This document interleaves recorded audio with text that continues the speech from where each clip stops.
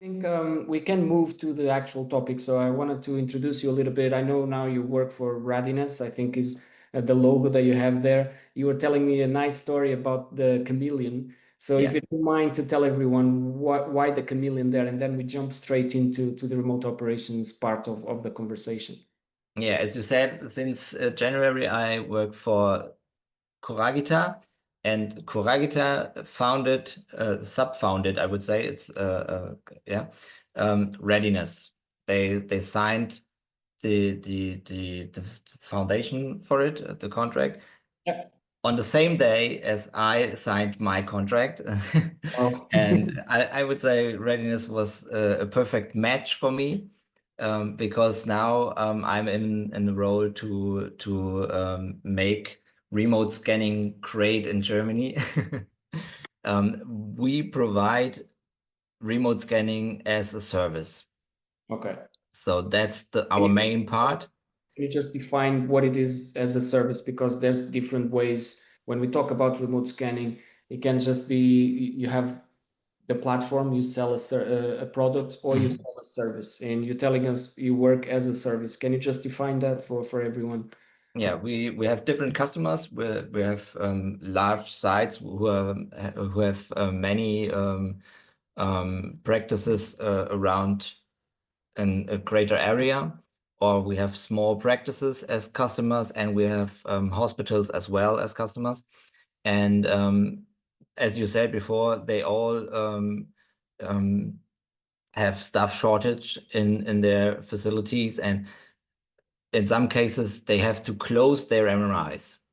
So, and when this happens, they can call us and they can say, hey, now we have a sick personnel, and we have an MRI which we have to close from maybe 16 o'clock till 20 o'clock. Can you support us? And then we check our RATEX. If they got time, they can log onto their scanner and scan for them. Okay, so the type of contract that these hospitals and companies have with you is basically they don't have the staff, so they call you and you have the radiographers available Absolutely. at the times that they need. So if they need, as you were saying, from 4 p.m. to 8 p.m., Yeah. if the hospital needs, they call you and you provide that service. So you basically you don't provide the platform, you provide the radiographer to do the scans. That's Yes, what it is, yeah. Okay. absolutely. It's good to make that distinction because a lot That's of the main part, yeah. and we support them to manage anything around it. As later on, we will talk about patient manager and local operators, and the patient walk through the department and so on. This is a lot of change which is happening in such a department, and we also help them to manage this. But our main part is to scan for them. Yeah.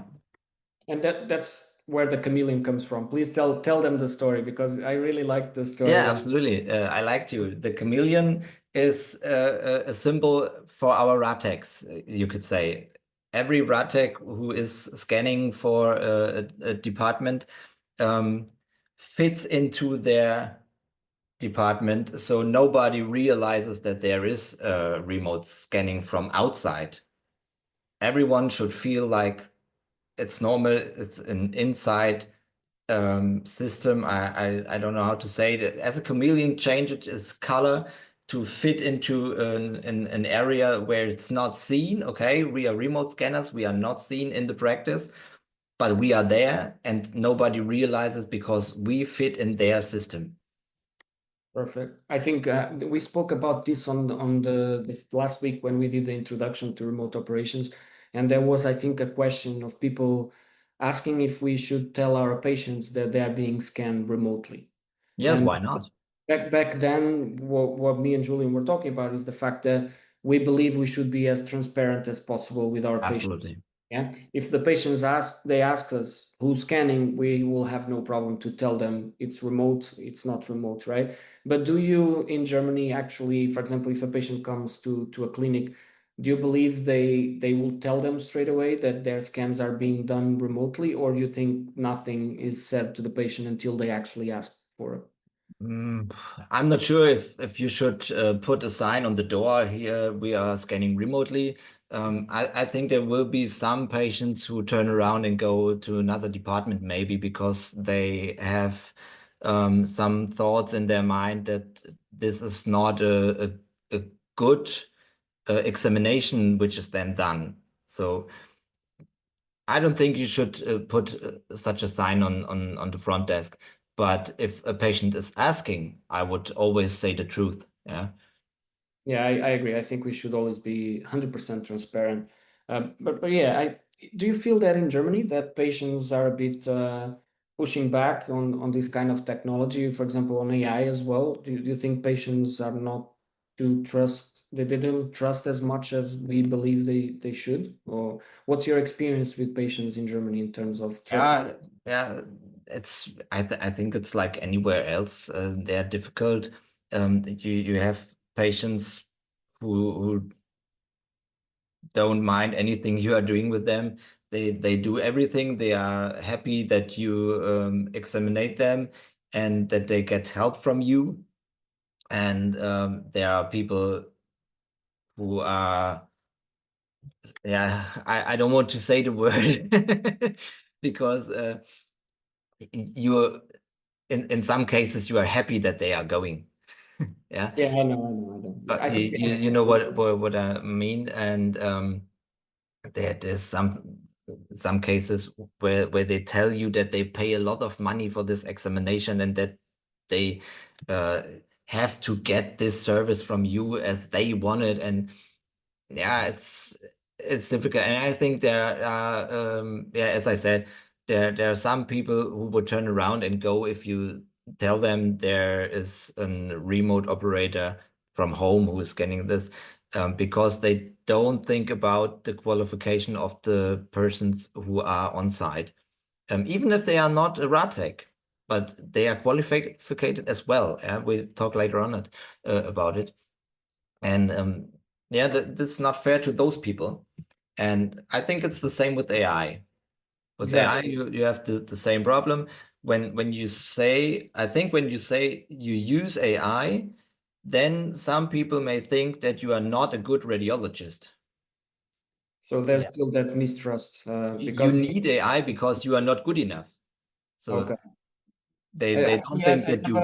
I never Yeah. heard that argument. Actually, it's the first time that someone is mentioning, at least to me, about that. I Yeah, didn't I do thought understand where much. it comes from because if you think about it, even in general practice, there is a little bit this attitude and say, "Oh, this guy wrote something with AI," and I think this would be kind of like applicable at some point, even in radiology. Maybe they think, "Oh, this radiologist has done with my report with AI or something like that."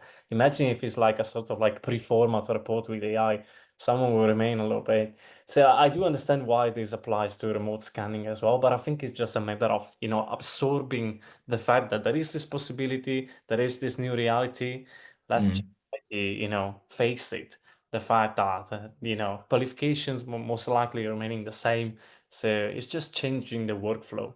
Yeah, And about this, Martin, I want to ask you because I think I found it quite interesting the fact that in a way you're kind of like supplying radiographers for remote scanning. So I want to understand from your perspective, from someone that does that regularly, to someone that is barely heard, like let's say about remote scanning at present, how would you just define a remote scanning in very simple words? What would you say? I know it's quite difficult, it's quite complex, the infrastructure behind it requires a little bit of adjustment, but if you can explain it for someone, then for someone who never heard about remote scanning. Okay, I think the simplest words I can find is remote scanning is like scanning an MRI from home. That's the easiest way I can say, but that's not all. I think remote scanning is so much more than just scanning from home. It has so many advantages for the RATEC, of course, because you can scan from home, yeah. But it has a lot of more advantages for the department, for the patient as well. I think even if there is no qualified RATEC on site, it has advantages for them. And because of that, I think a definition of remote scanning is very difficult, and you have always to look at the department where you are implementing remote scanning, and then you find the perfect advantages for them. There are some departments. One I remember, they have no window for their MRI. I think you know anybody knows a place where you scan an MRI. You have the door, maybe it's off glass or it's closed, something else, and you have a window where you can see the MRI and the patient and anything else which is inside the room. And in front of this, you have your desk and your computer and anything else, and sometimes you have to look over your monitors to see through the window, but you can do it. And in this department, there's no window and you can't look inside the room. I've never heard something like that. Jeez, how Yeah. do they?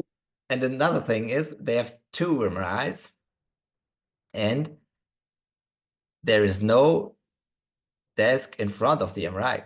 There's just a desk in front of the second MRI. And the rad tech who is sitting there manages both MRIs. Okay. But they have to walk away. They have to go a long way to the door and something else. If something is happening inside in this room, every MRI safety officer would blow his mind then if he is seeing this, and then you have to find a solution for them. So that's where the chameleon comes from, right? So That's the basically, you try chameleon, to yeah. adapt to every department that you work with, and that's Absolutely. the beauty of it. For me, remote operations is beautiful because of that, because you can adapt to a department like that one. There's no windows to the MRI, and then you can also work in a beautiful department with windows and everything works fine. So Yeah.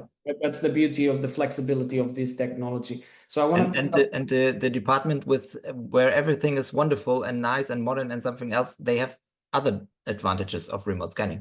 Yeah, absolutely. I want to pick up on something that you were saying, actually 2 things. One of them was the patients pushing back a little bit of AI, a little bit of remote scanning. And in your point of view, do you think the feeling is the same with the radiographers, with the technologies? Because I think there's a little bit of pushback as well. For example, most of the people listening today, when you're describing that department, when there's one person running between 2 scanners, they will be worried about safety. They will be worried about if I'm scanning at home and both patients crash, who's responsible for it, how that goes about. So do you think there's also a big pushback from our side, the radiographers, or it's mainly patients and management? How do you see as well. our role as radiographers?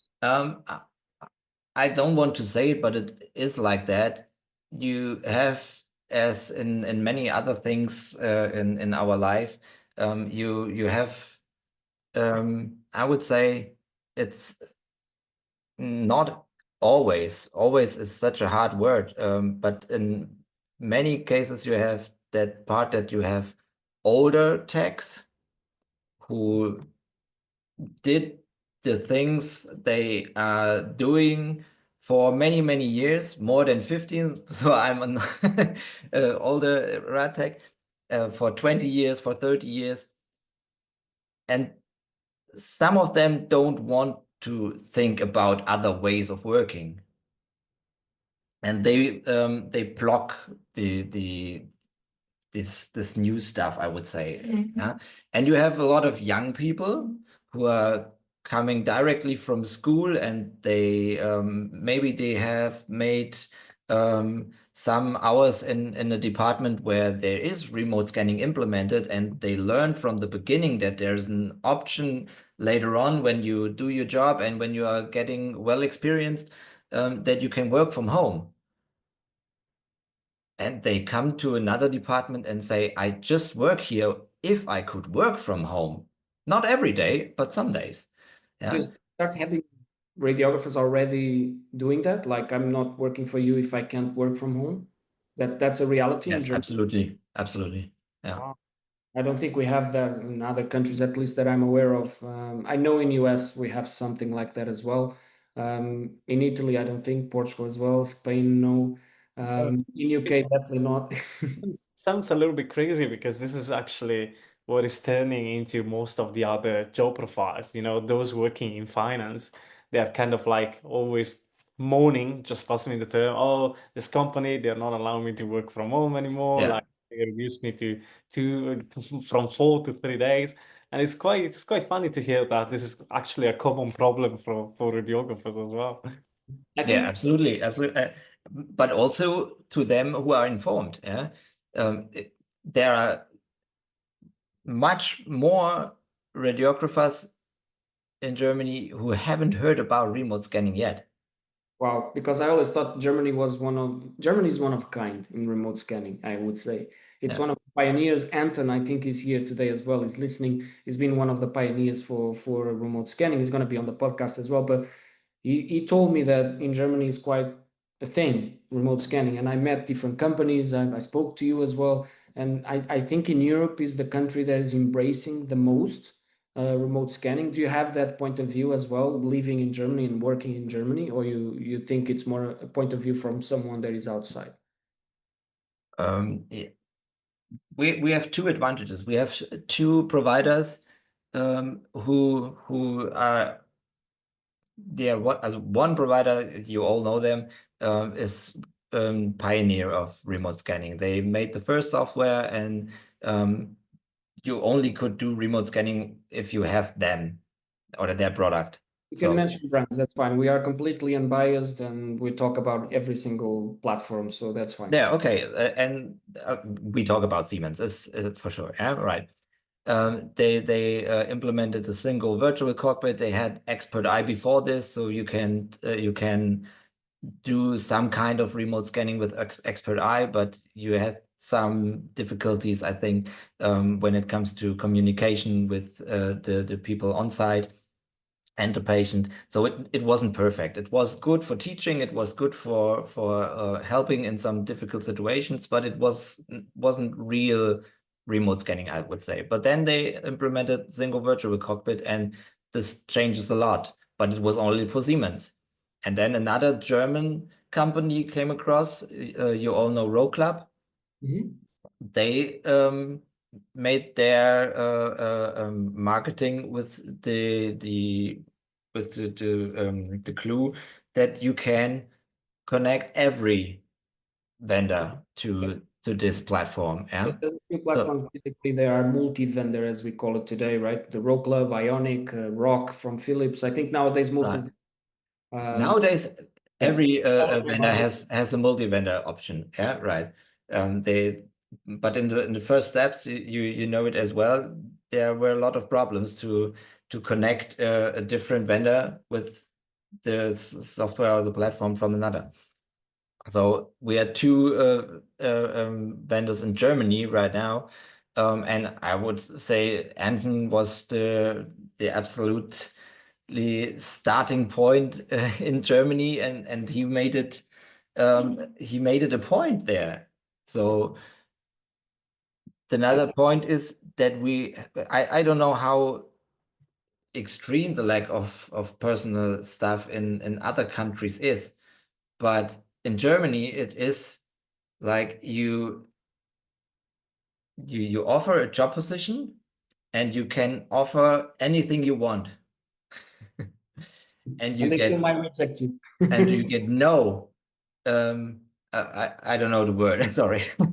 Nobody is coming to this offer. Yeah. So what will you do? You can say that you have fruits in your office. You can give a lot of money to them. Okay, when the money is enough, then the stuff is coming. Yeah, absolutely, that's right. But another point is if you're a good employer. When you are not a good employer, then you can pay as a lot of money as you want. They come to you, but they go as well because they don't want to get this money for a bad job. Yeah? And as I said before, now it's in the job offers that you provide remote scanning. So this is a clue that people are coming to you.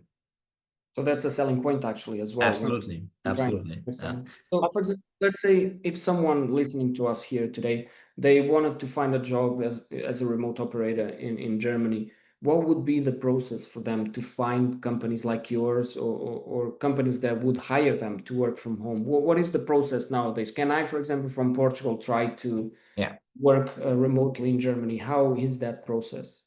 Okay, but when you are from Germany, there's no problem. Yeah, you can take every job you get offered. There's no problem.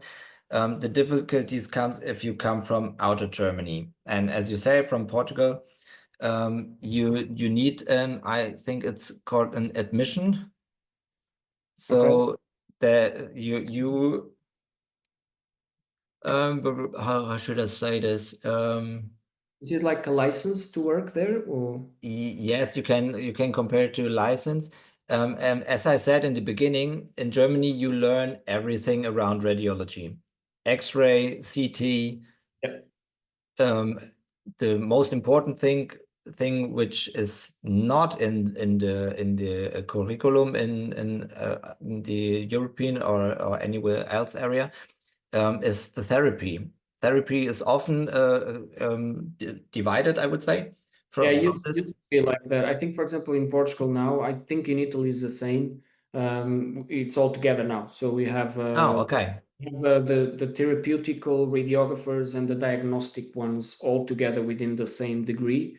And we study, as you were saying, X-ray, CT, MRI, ultrasound, mammography, PET. It's all kind of... Okay, that will be an advantage. You think about it, essentially everything. Yeah, perfect. So this will be easier for you because you have to make as they will check your curriculum, and then they say, okay, in Germany there's a law which prescribes that you have to make 3,000 hours for everything, and there are 900 hours of CT and 200 hours of MRI or in this way, and they compare it to our laws, and then they decide what is missing from you, and you have to make the process in UK is similar for HCPC. That's what we need to get. So we need to match basically our degree with the standards of HCPC for them to allow us to work in MRI or CT or X-ray. So we basically have that in Germany as well. Yeah, that's the problem. You need it always. You couldn't say, okay, I just want to work in MRI. Just check my MRI license. Yeah, okay. That's what I would prefer. So there are a lot of people who are saying, I just want to work on CT or I just want to work in X-ray. Okay, so we can check this, and if this matches, you can start directly. Yeah. So, but that's not the point. In Germany, you have to check all, and all have to fit, and you have two options, and the one option is that you make a test. Okay. And if this test is all right, then you get the license, and then you can start. And the second option is, if you know that you wouldn't pass this test because you haven't heard anything about nuclear medicine maybe before, you can go to different schools. They offer courses, so where you can match those hours who are missing or which are missing. And then you can make this test, and hopefully you will. All right. So it's not as straightforward. It's not as straightforward. Like, I want to work there. No. Unfortunately not. But in some cases, I would say it's definitely good that it's like that, because I myself had somebody who wants to work for our department, and we go through this process, and we took a lot of time in it, and yeah, there were I don't know how to say, a lot of was said that it's known, and it wasn't. Yeah, we've been through that. Yeah. And I think you want to ask something as well. Go ahead. No, I think that is one of the questions that we got asked many, many times. Like people coming maybe from third developing countries, they ask, "Oh, with the remote scanning, will I be able, to scan in the US?" I think this is the most common question, and I think always we need to consider, the standards of proficiency. Different countries may have different standards, and qualification assessment will always be, at the moment, I would say a barrier, like potentially until we understand if there will be other ways perhaps to make it a little bit more easier, streamlined perhaps. One thing I want to ask you, Martin, which I think is one of the things that people might kind of like wonder themselves when it comes to remote scanning, because you mentioned it as a potential solution of staff shortages, right? In Germany has helped quite significantly. You supply radiographer to help hospitals as well. See, but at the same time, you also mentioned that because of this lack of, radiographers, sometimes they offer like quite good wages, good money, quite good benefits. So my question is, do you think that maybe with the remote scanning, there will be potentially like a lack of vacancies, maybe because, you address it with less radiographers, and this in the long term will also reduce the wages, the salary? Or do you think because it's scanning remotely and you had to operate 2, 3 scanners at the same times, perhaps, the salary, the earnings will be even higher when it comes to remote scanning? Yeah, I know what you mean. And yes, that's an anxiety, I would say, of a lot of radiographers, that this will happen, but I don't think so. And there's one point because of that, I wouldn't say that this will happen, because you are happy about every qualified rad tech who wants to join your company. You take them. And normally in Germany, you take them and then look how good he is, or if he fits into your company or something else. And you later on you can kick him off if he's not the person who's right for your team, or anything else, whatever. But you take him always. So if you can decide between a group of good radiographers who are working for you and a service provider, I think the most of them would decide for the yeah, you know what I wanted to say, for the people who are work for them directly. Yeah, but you don't have this option right now. We support them, and we have another story in Germany, which is complicated as well, I think. The staff who's working in normal practices. In Germany, it's the MFA, it's the medical assistant, I would say, in some cases, the mostly women at the front desk of normal practice. And in Germany, they have the option to make a small license, I would say, so that they can work in X-ray and CT under supervision. It's a 2-week course.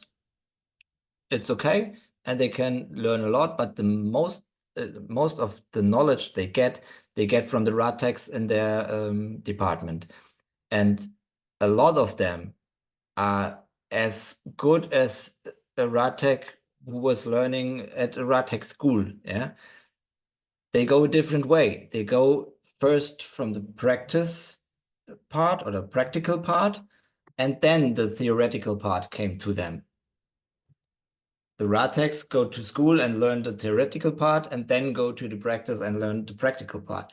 So at the end, we have 2 qualified persons, but the MFA in Germany is not allowed to do. Now, I don't want to say it's not allowed.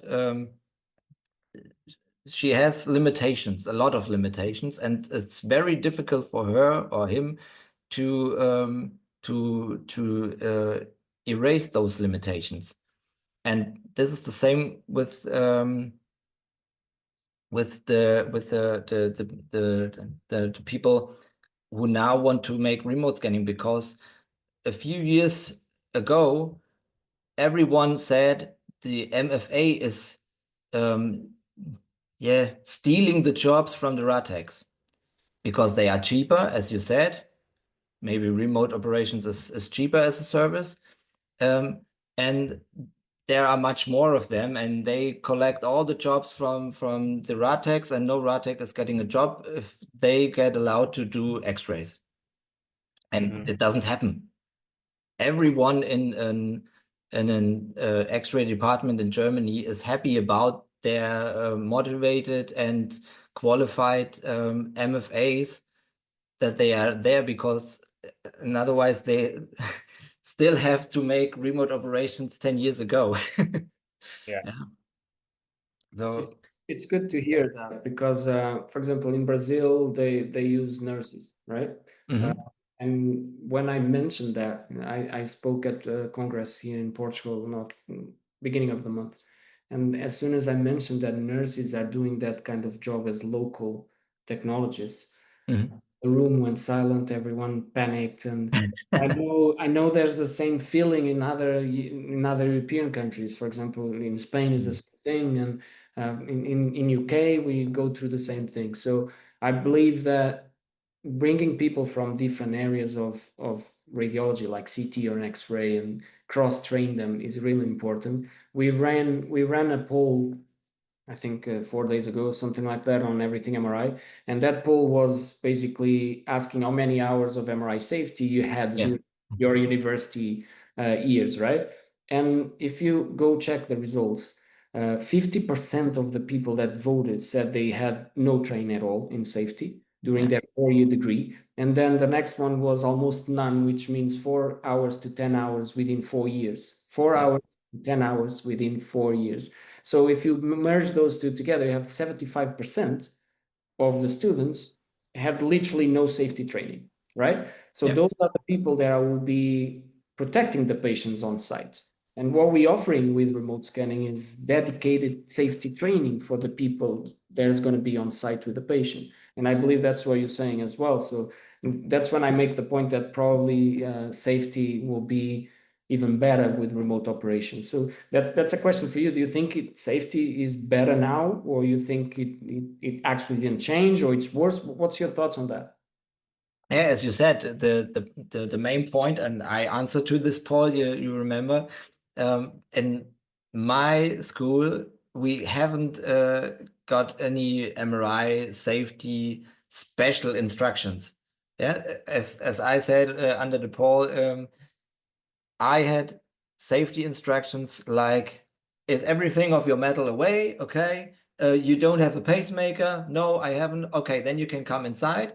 Then the tech showed me with a scissor on a bondage, which I take for my students as well, to show me how strong the magnet is. And this is the case why you have to leave everything out of the MRI room. Okay, that was my safety introduction. So, and this is the part which was always repeated, yeah. So and that's all. Okay. And now we go to people and say, okay, you want to work as a patient operator. What is this? We have to define a new role in the department. The patient operator is a person who is just there to care for the patient. That's a person who wasn't there before. When I remember my role in the department, I was the person who made the scan. I was the person who prepared the next patient for the scan. I was the person who made the billing for the examination after the scan. I made the reconstructions. I sent the images to the CD burning station or anything else. I made the calls to the front desk. I made calls to the radiologists and so on. It was all my job to do at the same time while I was scanning. Yeah, it With sounds like very, very familiar story, to be honest. And on very bad days, I do this for 2 MRIs. Yeah, no, This was not the standard procedure in our department.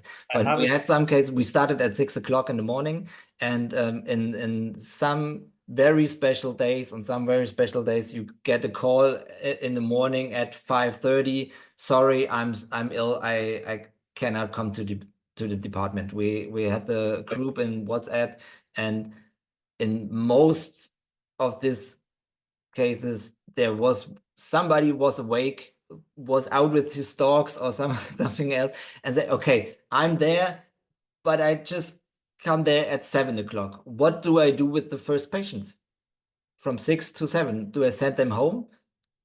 I couldn't do that. And so I scanned on I 2 think we've all scanners. been there, right, Julian? You're smiling because you recognize. I'm actually smiling because I think some you don't even know this, but when I started working, the very first few shifts, I was like on a site which had 2 mass scanners low field, like sort of a mirror, one here and one right behind, but in the same control room.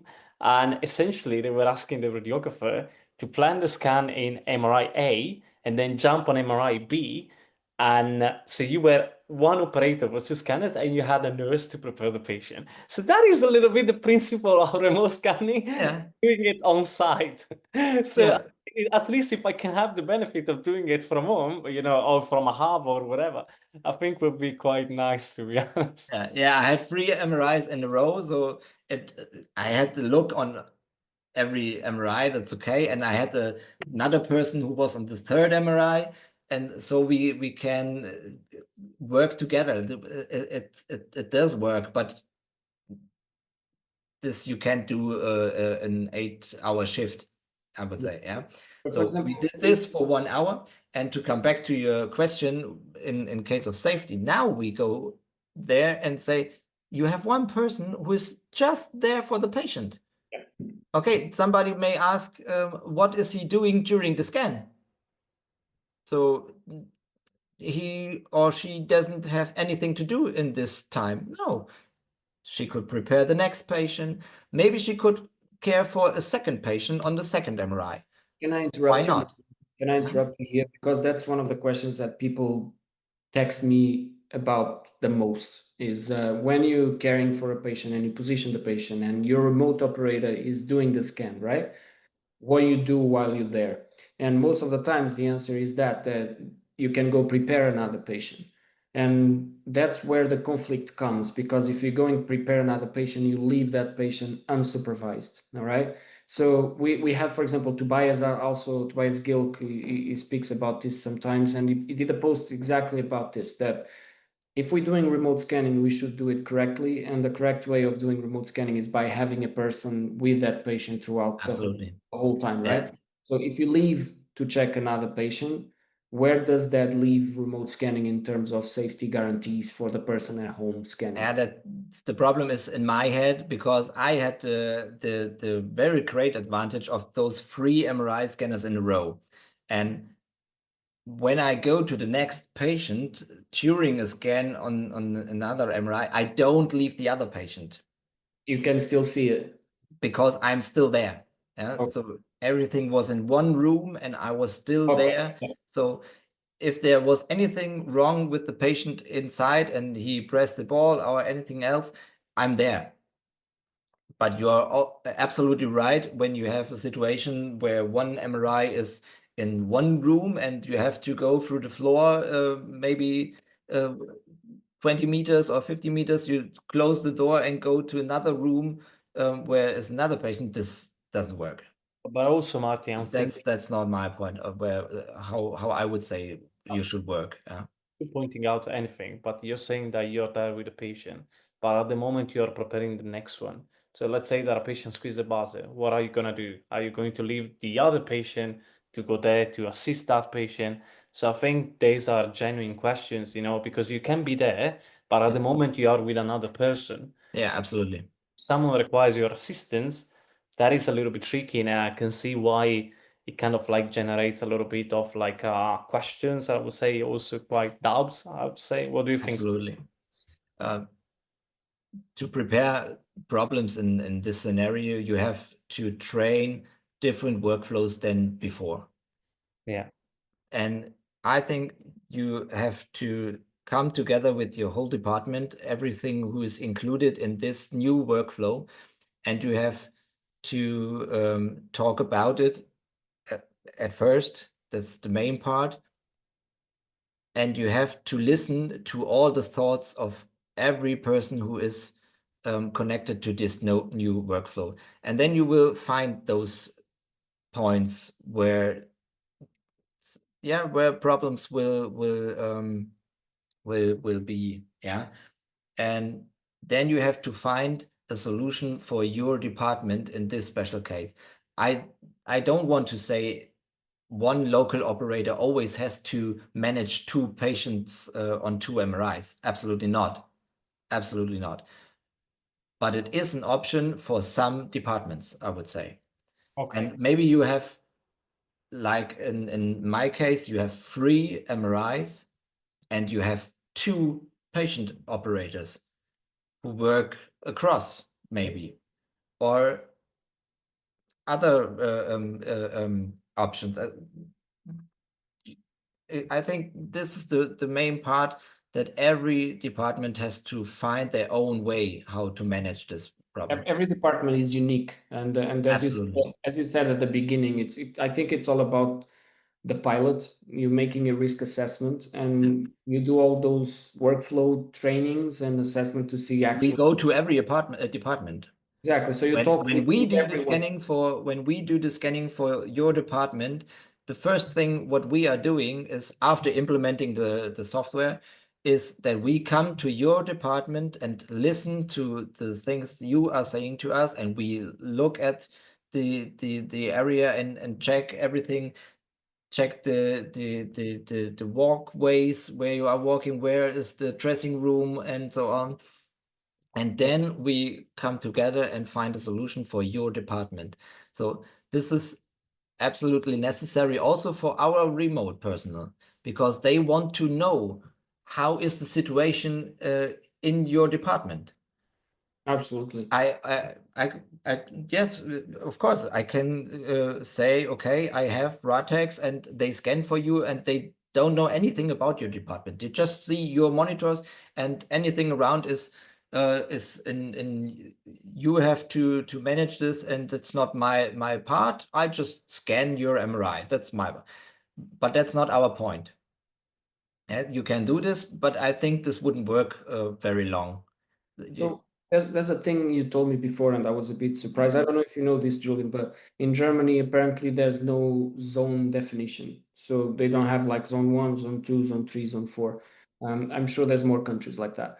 But in terms of what you're saying, Martin, in terms of workflow, not having those zones makes it harder for you to work in that environment with the new setup, because a remote operation is completely different than a normal operation. Let's call it normal operation.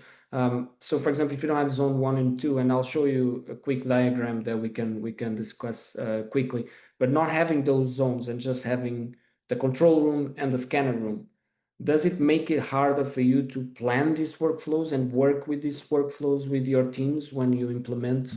No, I don't think so, because what you describe as zone 1 and zone 3 and zone 4, is a description on a paper, I would say. Zone 1 and 2 and 3 does exist in my mind. Yep. Everyone knows, okay, front desk, and this is their area. Yeah, you have the people in your company who know what is their job, and they have to know what their job is. Not in every company it works. It's for sure, yeah. But in the best scenario, the front desk knows what they have to do, and then I work long time with a role. If I translate it directly, I would say it's the jumper. Okay. He jumps from every place to another. Yeah. Yes, I think we have that as well. Yeah. Yeah. Okay. And it's the connection between between the zones. And sometimes a zone is defined through a door, maybe the door to the examination room or the door to the MRI room. Okay. And we combine maybe zone, I think it's zone 3 then, when you are in front of the MRI room. And this is our examination area. And the floor is maybe the waiting room and so on.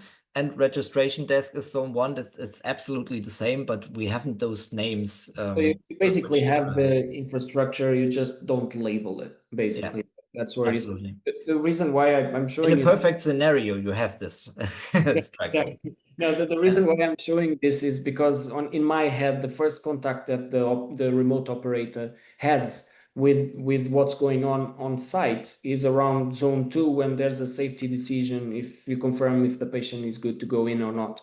So this is basically the patient pathway from zone 1 when they register, then the on-site operator collects the patient. Yeah. And then it goes through all the changing room, the document signing, and the local operator, in my mind, and from what I see, the operations that we've been installing and I've been training on, we chat straight away with the remote operator even before the patient comes into the zone 3 or 4. So the patient is on the changing area, normally labeled as zone 2. And that's where we have the first contact with the remote operator to make a safety decision. Because absolutely. We do like the safety questionnaire, right? The local operator does the safety questionnaire, and then we have to decide, is this patient okay to go in or not? So in the way I design it is we normally make that decision at zone 2, but that's why I was asking about the zones. And I understand you have those zones, you just don't label them. And we have the same problem in Portugal, I would say. I want to call it, I'm calling it a problem, but because in Portugal, we also have that kind of situation that you are in a waiting area and the waiting area is next to the MRI or next to the control room, and there's no definitions as per se, right? As you said, it's on the paper. So do you have also this first contact with the remote operator, contact between local and remote around this time where you do the safety questionnaire, or it comes later on? Yeah, as a remote operator, I have the contact. Yeah, I would say exactly at this time. I'm during my actual scan, and while this is walking, I would say, or running, I contact the local operator, who is the next patient. So, and then he tells me or she tells me who the next patient will be. Okay, then we look on the sheets. Has he signed everything? Is there a pacemaker? Is there any metal inside the body? Any hip replacements or anything else? And we check this together. Perfect. And we decide together, right? So yeah, I think that's why I basically put it there, that you have the on-site operator, you have the remote operator, and then I have the referring physician and MRSO or MRMD in case there's some kind of implant or in case there's some doubts. That I believe this is the point where everyone should talk to each other. And that brings me to another question. I don't know if, Julian, do you have any questions at this point? Add something, Sam, because I think it's really important you're showing this, because what I don't want is that it might kind of like pass the idea and then don't take any kind of like false information from what I say. But it might seem that, the more there is a bit of anarchy in a sort of like in a healthcare system, and the easier it is to get implemented remote scanning, meaning that if you don't label stuff, meaning that if you don't have any strict policies, it might get easier, to implement like a remote operation. However, I think that even in countries where you have quite like lots of policies, lots of like, kind of like solid, defined workflows, if you have like something like this, I think that would be highly beneficial to implement this type of new workflow as well. yeah, you're absolutely right. This is in Germany, I would say something like this is part of a quality management. You have inside the quality management, there's a part is risk management, And there you have to think about the risks in your department. And at this point, you will come to a sheet like this. Yeah, maybe in a little bit different way, but in other names maybe. But if you do quality management and if you got a certification, maybe ISO 9001, I don't know, it's everywhere the same in Europe. Then you will come to a sheet like this, absolutely. But what I think is one part I would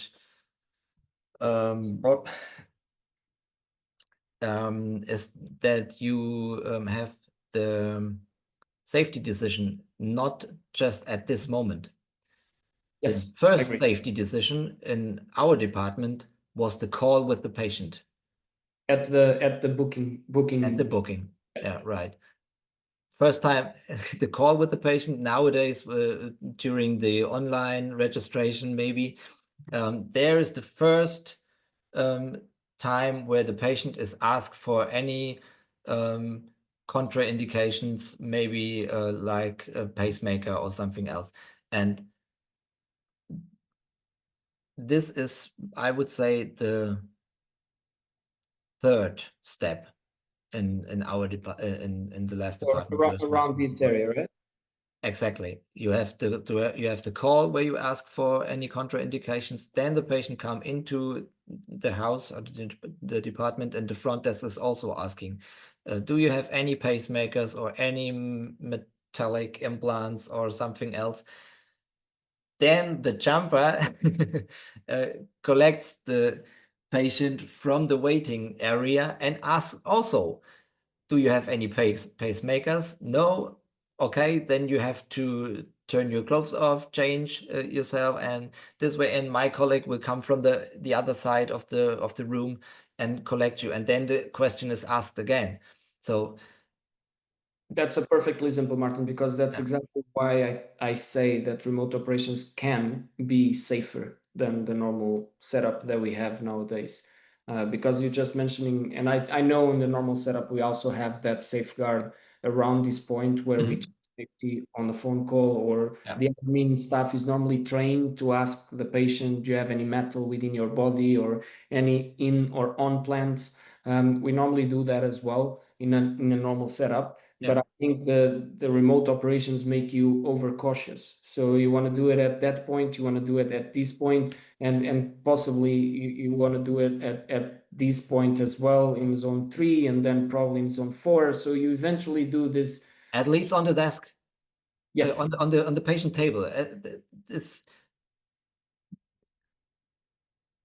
I don't know if it's good to talk about this, but I would say we have to talk about our mistakes as well. And Absolutely. I remember at least 2 times where I have a patient on the patient table to go inside the MRI and look at his shirt and see there's something I can't describe what it is. And I asked the patient what it is, and he said it's a pacemaker. So, okay, why does this happen? Why have you landed here on the table and not on the 4 or 5 steps before? Yeah? Because he decided not to tell it. Yes, that happens a lot. Do you have a pacemaker? No. Did you have any operations in the area where do any examination or something? No. Yeah, okay, what will you do? So the last time is talking to the patient. Yes, I agree. As much as you can, and hopefully the important questions.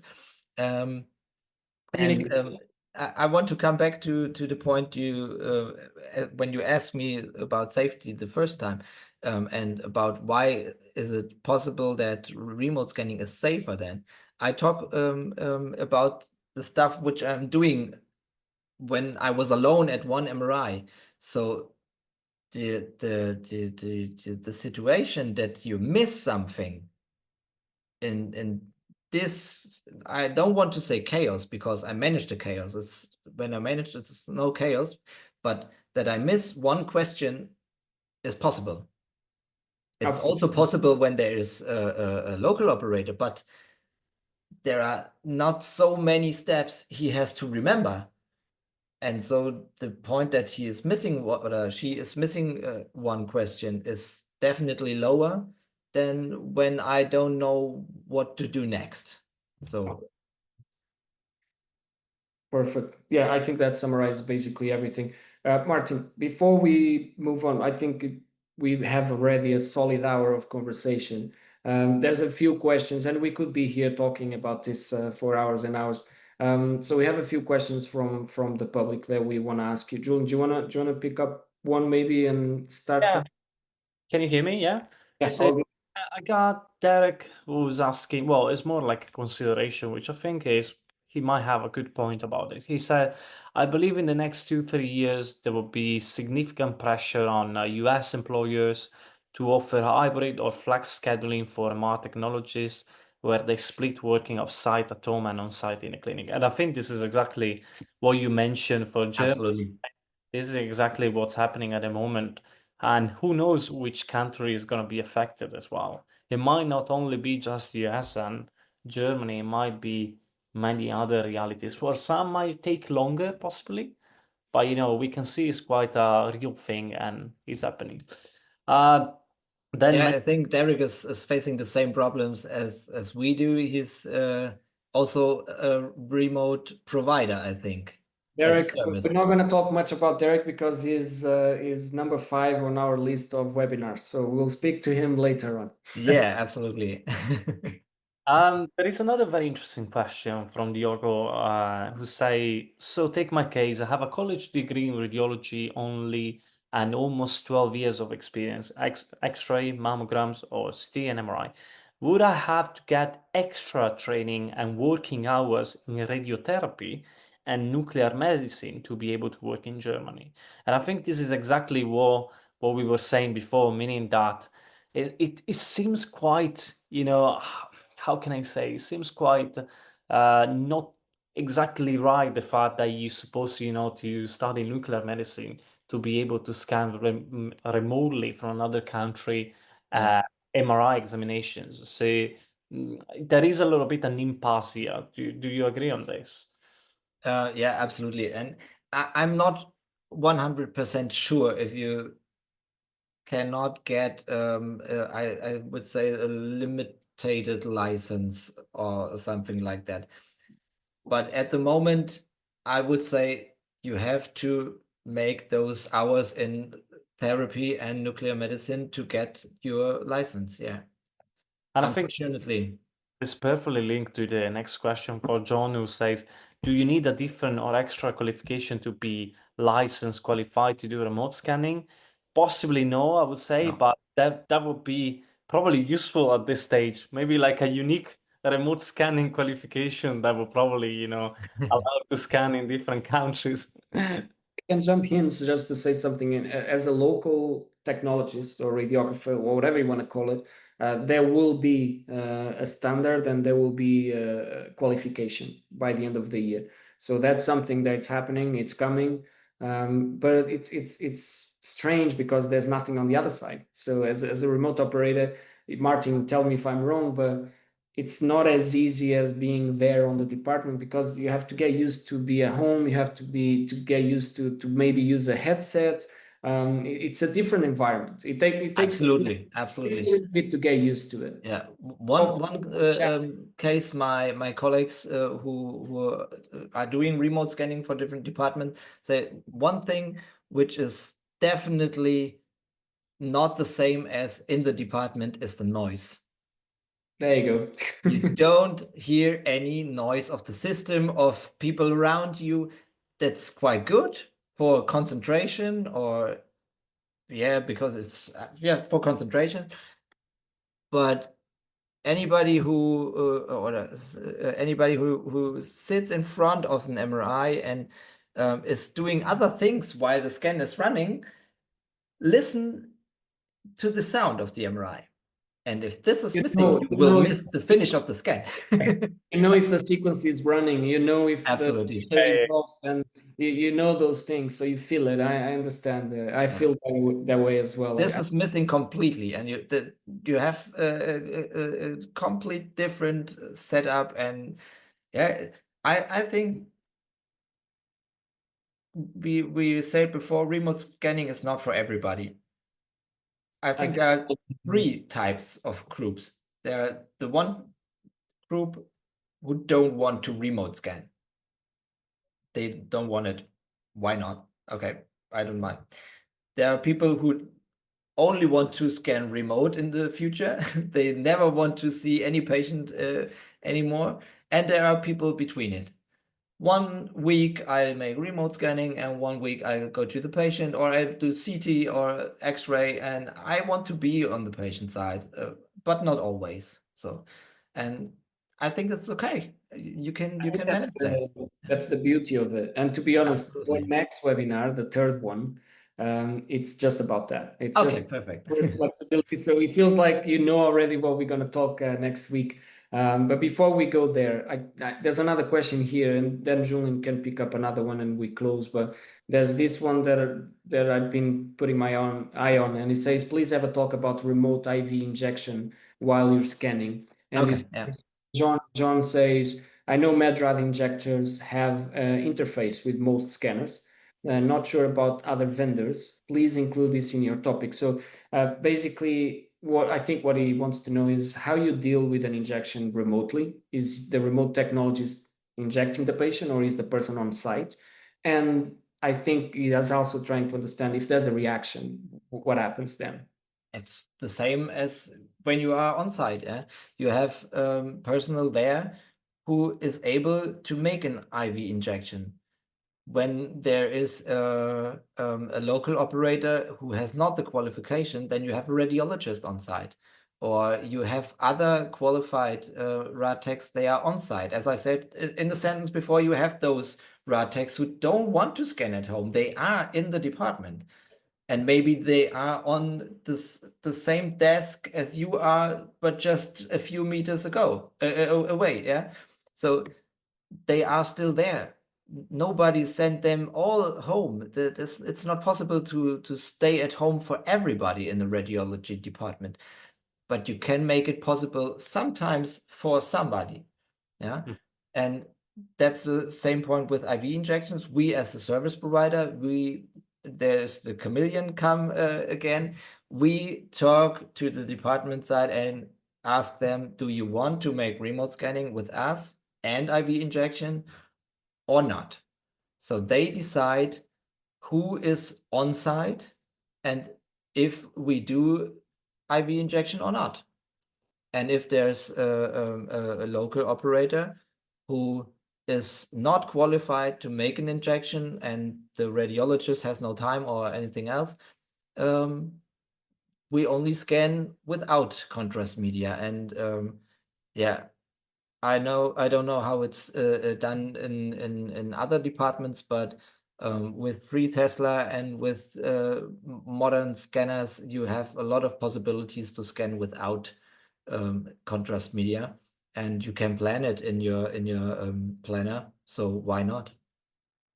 Yeah, I agree with you. And there's, for example, I know platforms where you can actually inject remotely as well. What we are doing is when we do the IV injection, sorry to interrupt you, is we have another camera. Normally we have one camera which is I know what you mean. which shows the MRI, and one camera which shows the operator. And in those cases where we do IV injection, we have a third camera which is on the injector, yeah, you know what I mean. That's another thing that people probably don't know. You can put as many cameras as you want, facing whatever you want. So yeah. again, And you can focus on them. For everybody who's afraid of somebody's watching you or something, yeah, you can focus on them. So I from home only see the part which you want to show me. Julian, do you have one last question before we try to close up this amazing conversation? Absolutely, absolutely. We got a final one, which says is from Christian Colmo, old friend. Does the digital questionnaire sign store somewhere before let the patient go in the MR scan room, in which you could even record the implant card details? Is such document signed in advance also by the radiologist? It's more like an MR safety question. Yeah, I think we answered that question before. You signed. When I understand it correctly, the question is if we do the same with what we are doing when we do not remote scanning. And Yeah, we do so. Yeah, absolutely, we do so. Yeah, you have the completely same process as you are, which you have when you are not doing remote scanning. yeah. The patient comes to the front desk, gets his forms to sign, makes his checks on he got a pacemaker or not, or anything else, answer the questions, and I have permission to see this. I have the permission to log onto the scanner maybe, or the local operator is showing me this in the camera. Some sites do so because they are afraid of data security, and then they show me the form in the camera, so I can see it. It's no difference to not remote scanning. Yeah. Perfect. Yeah, I think because of timing, we won't be able to answer all the rest of the comments, but I think we The other ones there, Julian, actually, they're more or less the same as Martin was answering now. Nothing actually changes because the person on site is trained to do that. So I think the questions Absolutely. was actually looking at it, and I think it's quite interesting as you demonstrate this perspective and the fact that the two workflows tends to align to each other. So it's quite good. Maybe I should repeat that. The chameleon is the part which should prevent that the patient or anybody else has the words are missing, sorry. So it's everything seamless and with no difference in the workflow than without remote scanning. Then it's perfect remote scanning. If you can implement it this way, then there's no difference. Exactly. They basically the same kind of flow. Absolutely.